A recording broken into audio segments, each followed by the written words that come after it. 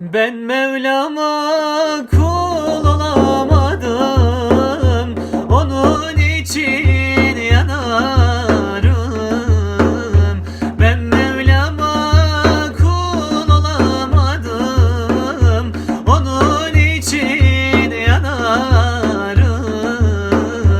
Bilmezler ki benim derdim, gece gündüz ağlarım. Bilmezler ki benim derdim, gece gündüz ağlarım. Ben yanarım, ben yanarım, günahlarıma yanarım. Ben Mevlam'a kul olamadım, onun için ağlarım. Ben Mevlam'a kul olamadım, onun için ağlarım.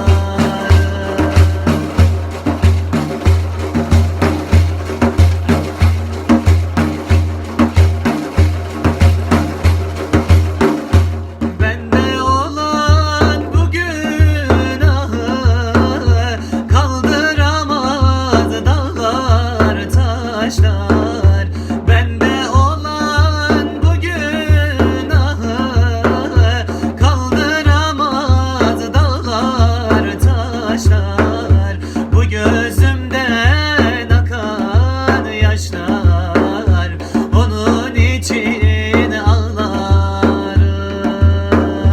Bu gözümden akan yaşlar, onun için sızlarım.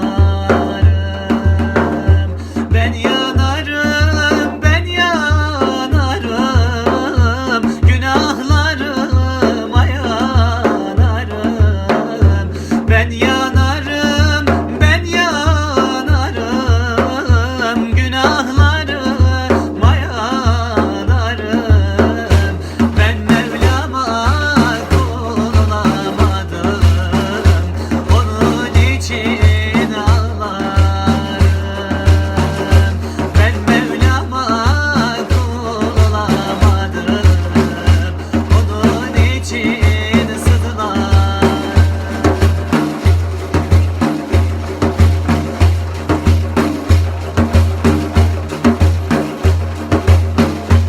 Çünkü senin adın Ahmet, yakışır mı sana zulmet?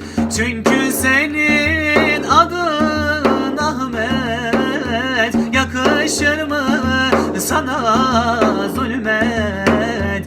Mevlam sen bizleri affet, onun için ağlarım.